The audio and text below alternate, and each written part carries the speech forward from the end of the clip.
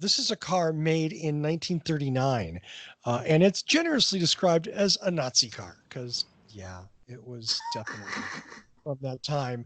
And it's actually was made before Porsche, the car company, started. But nonetheless, this car was made by Ferdinand Porsche, but it was made from Volkswagen bits and pieces. It's a very cool car. And obviously, if you're a Porsche person, something like that has some historic value. Of course, you have to ignore the whole Nazi aspect of the thing, which in 2019 in America is right now, it's kind of hard to ignore in my world. The whole reason I bring all of this up is because Monterey Car Week is like an aberration. It is just, it's like this horrible sort of like, if there was a Simpsons episode about what rich people do, like to piss off poor people, Monterey Car Week would be it. If you remember the peasant shooting scene from the Mel Brooks History of the World movie, that's Monterey Car Week. Okay. So needless to say, there was a snafu with this Porsche Type 64.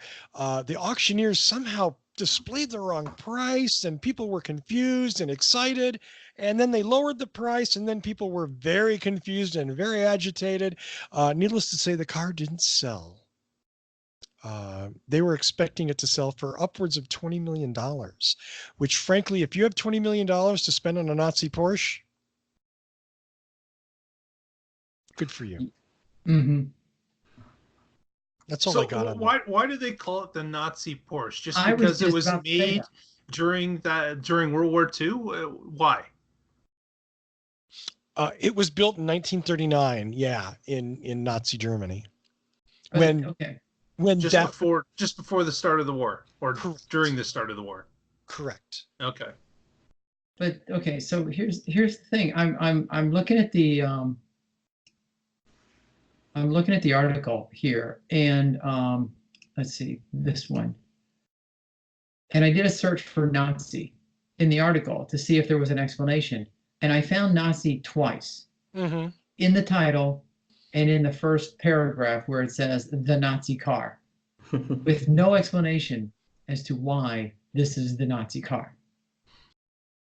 I mean, that's it. It's kind of you know, I'm just saying. I was like Mark. I was reading this whole article and I was thinking, ooh, this is going to have some tie-in. This was going to be Adolf Hitler's car, or this is going to be driven by all the generals, or you know this. No, there was none of that. It was just the major screw up that was the auction.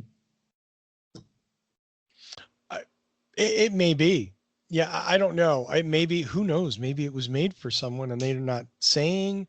I mean, it just, something like this, put it in a museum and just let it, you know, like the idea that somebody's going to make money off this, you know, just.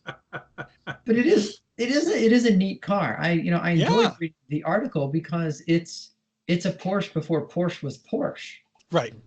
You know, and that, to me, that was the coolest thing. The fact that Ferdinand Porsche was building cars for people using parts from other things and just, you know, making them and, you know, maybe refining his style and, you know, his shape or, you know, whatever. I think that's really cool. And then the whole Blunder thing, that was it. They said it was going to be 20 million. They opened to the bidding at 30.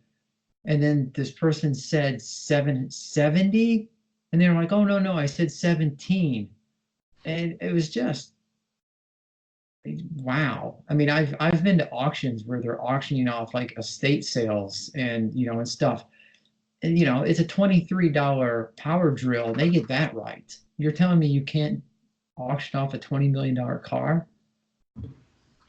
Is this the same one where the headlines proclaimed auctioneer's accent messes up auction? Maybe. I haven't seen the accent reference, but I don't know. Could have been, I guess, right? Yeah, they said car, and so I'm trying to put two and two together. I think this might be.